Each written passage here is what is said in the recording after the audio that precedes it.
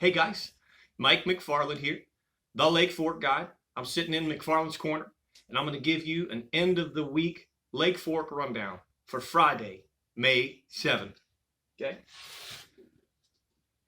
Last time we talked was Tuesday. We had a lake level of 403.41. That is literally almost 5 inches or so above full pool. On Wednesday, the lake fished ruthless. Now I know why. They opened gates massively.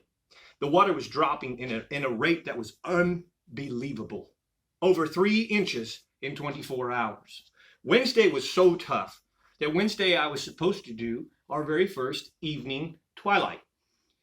This time of year, May and June, we offer an evening twilight trip. It's from 4 to 7 p.m. Okay, I have a full day trip. I come off the water about 3:30 and get you, and we go back out for about 3 hours. It usually is an awesome deal. It's the end of the evening. It's real majestic, and the fish bite really good in the evening this time of year.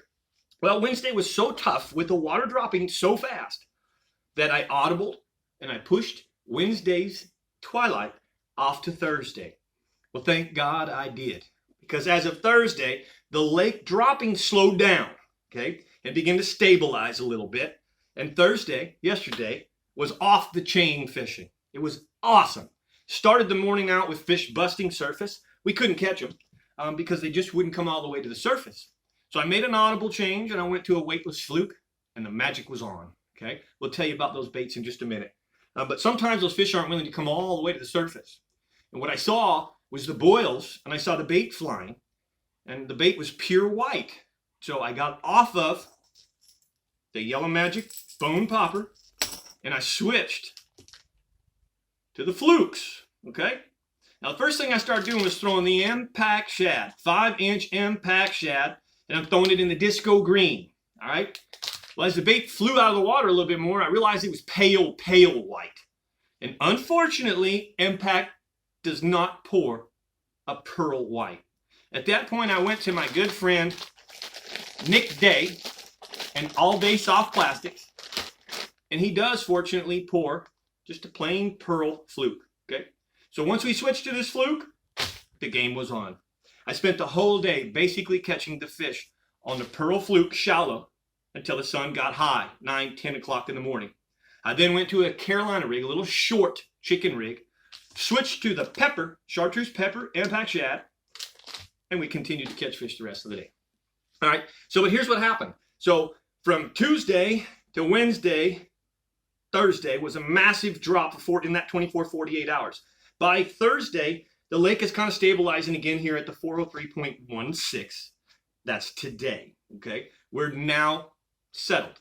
The gates are basically closed again. I think they may have a half one open or a pipe open, but you can see that the rate here from 41 to 31 to 17, and now hardly anything has dropped from yesterday to today. This, guys, is the reason I show you this is the biggest influence on the lake. When the lake rises 2 inches, falls 5 inches, rises 7 inches, falls 1 inch, and it's doing that every 2 to 3 days, the unstableness creates the unstableness in fishing. The minute that this stabilizes, fishing gets really good. So look, we're catching up in water temperatures. Today the water was 67 to 71. Last year this time it was 71 to 76. So we're still a little bit behind, but you know, the offshore bites are beginning to develop. There are fish to be caught. It's just really random from day to day. Okay, so a couple quick things. Still look for the shad spawn. Watch for boiling fish busting the surface. If you're seeing them bust the surface, start with the Yellow Magic. Okay, little Yellow Magic popper and or saltwater spook, which is a walking bait. You're going to go to the fluke. All right, I want to talk to you about something that's really important. You need to throw this on fluorocarbon.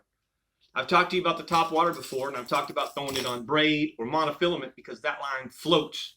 But when it comes to this fluke, I need the line to sink. I want the bait to sink right. If I have monofilament or braid, it's not going to sink right, so it's really important. I throw the fluke, okay, on my signature series MB 7'3", 1020 rod. That's a 4-power. I put 15-pound fluorocarbon, okay?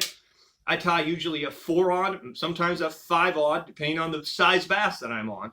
but usually a 4-aught hook will do good. Sometimes I'll go light wire if I want it to fall real slow. Sometimes I go heavy wire if I want it to fall fast. That fall rate can also determine the bite. But basically, I'm casting that out and I'm fishing it just like I would a walking bait. I'm really walking this underwater. It's twitch, twitch, twitch, twitch, twitch, twitch, twitch, pause, twitch, twitch, twitch, twitch, twitch, pause, twitch, twitch, twitch, pause, twitch, twitch, twitch, pause. Keeping the rod down very, very low. And again, it's why it's so important to have that sinking fluorocarbon line. All right. Guys, fishing is really about to ramp up.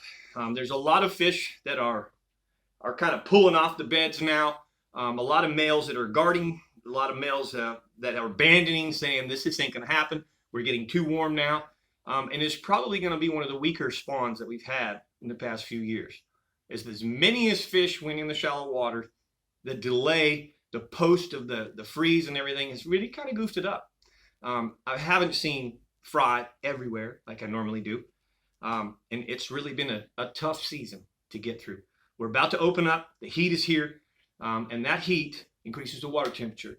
When that water temperature gets up into the 80s, these fish are going to start eating 2 and 3 times a day. We're just still a little bit behind. So other than that, man, thank you guys for watching. I'm really, really, really tired. I know that the other day I talked about it being March again. Somebody said I must be tired. I said March and it's May. Yes, I'm really tired. It takes a whole lot out of anybody to go do what we do in the elements, in the high winds, in the cold, the heat, the roaring up and down features of weather that God has given us this year, and then come home and try and film and do more.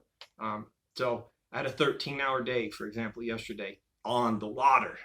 The boat was put in the water at daybreak, and the boat came off the water at daybreak, right, at sunset. So bear with me a little bit when I make some of those mistakes. The reason I'm saying this is if you're confused, if I haven't been very clear, throw a question out there to me. If you don't want to do it publicly, do it privately. But I'll do my best to answer those. I appreciate you. Give me the thumbs up if you're enjoying it. Don't forget to hit the subscribe button.